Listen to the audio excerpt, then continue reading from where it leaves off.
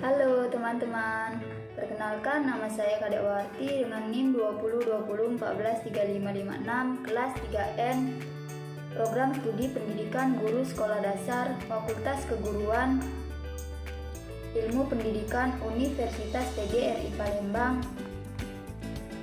Baik, pada kesempatan pagi ini saya akan mempresentasikan mata kuliah Pembelajaran Bahasa dan Sastra Indonesia SD dengan dosen pengampu Ibu Mardiana Sari, MPD.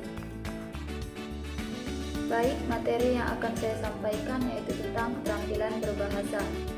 Adapun poin dalam keterampilan berbahasa seperti pengertian keterampilan berbahasa, aspek-aspek keterampilan berbahasa, keterkaitan antara aspek keterampilan berbahasa, dan yang terakhir, manfaat keterampilan berbahasa.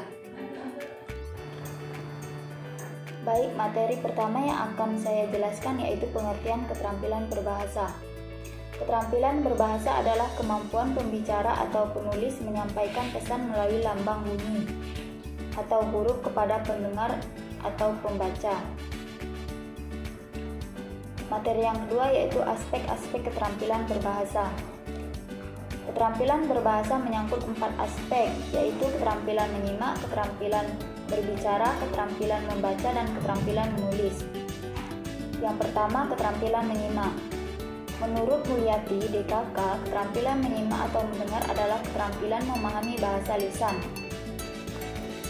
Untuk dapat menerima pesan yang disampaikan, ada beberapa langkah yang harus diperhatikan dalam keterampilan menyimak, seperti mengingat unsur bahasa yang didengar, berupaya membedakan bunyi-bunyi yang dapat membedakan arti, memperhatikan tekanan kata, memahami arti kata yang digunakan, mengenali bentuk kata yang digunakan, mendeteksi kata-kata kunci yang mengacu pada topik, dan yang terakhir memahami makna sesuai konteks. Jenis-jenis keterampilan menyimak dapat dibagi 4 macam, yaitu menyimak kritis, menyimak kreatif, dan menyimak eksploratif. 2. Keterampilan berbicara adalah kemampuan seseorang untuk mengungkapkan pikiran secara langsung atau tidak langsung. Berbicara langsung adalah pembicara berhadapan langsung dengan pendengarnya, sedangkan berbicara tidak langsung adalah pembicara tidak berhadapan langsung dengan pendengarnya. Sebagai contoh, misal siaran radio dan televisi. Untuk dapat menyampaikan pesan dari pembicara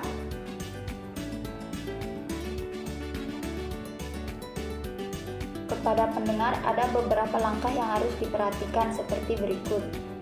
Mengucapkan bunyi secara jelas, menggunakan nada, menggunakan pilihan kata yang tepat, menggunakan bentuk kata yang tepat, menggunakan bahasa yang sesuai situasi, dan penekanan terhadap pikiran utama. Dari cara penyampaian pokok pikiran, berbicara dapat dibagi sebagai berikut: berdialog, menyampaikan pengumuman, bercerita, berpidato, berdiskusi, musyawarah, dan wawancara. 3. Keterampilan membaca. Keterampilan membaca adalah memahami sistem tulisan dan memahami arti atau makna yang terkandung di dalamnya. Untuk dapat memahami arti dari suatu teks atau buku, harus dipersiapkan langkah-langkah seperti mengenal tulisan yang digunakan di dalam teks atau buku, memahami makna kata dasar dan kata baku, memahami kosakata dan kelas, serta memahami kata kunci di dalam teks atau buku. Sesuai dengan cara yang dilakukan pada saat membaca, maka membaca dapat dibagi 2, yaitu membaca dalam hati dan membaca bersuara. 4. Keterampilan menulis. Keterampilan menulis adalah kemampuan seseorang untuk mengungkapkan pikiran dengan bahasa tulis, sehingga tulisan itu menjadi sistematis dan dapat dipahami oleh pembaca. Untuk dapat mengungkapkan pikiran dalam bentuk tulisan, maka yang harus dipersiapkan seperti menguasai ejaan bahasa Indonesia, menguasai pembentuk istilah, menguasai bentuk kata, menguasai pilihan kata, menguasai struktur kalimat, menguasai pikiran utama, serta menguasai hubungan antara paragraf dan paragraf. Menurut bentuknya, tulisan itu dapat dibagi dua macam, yaitu karya sastra dan karya ilmiah.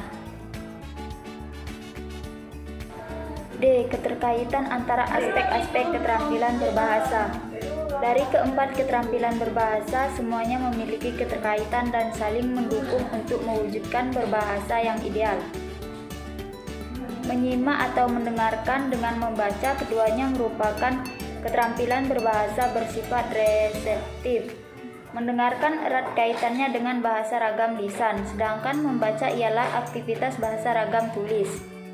Membaca dengan menulis, keduanya merupakan aktivitas bahasa ragam tulis. Kemampuan membaca seseorang penting untuk menulis.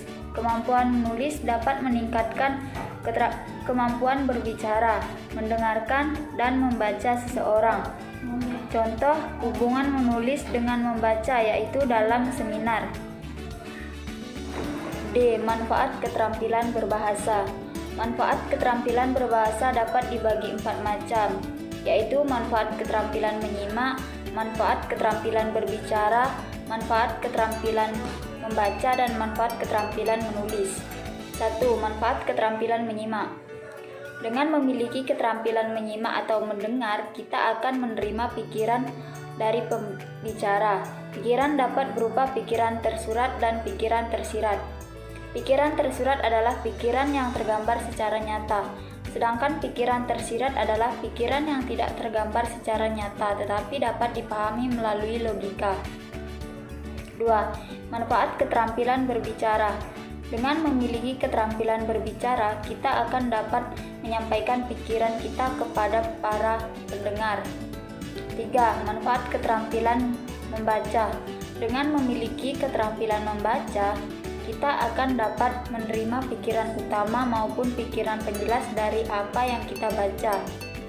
Pikiran utama adalah yang menjadi sorotan di dalam tulisan, sedangkan pikiran penjelas adalah pikiran yang menjelaskan pikiran utama. 4. Manfaat keterampilan menulis.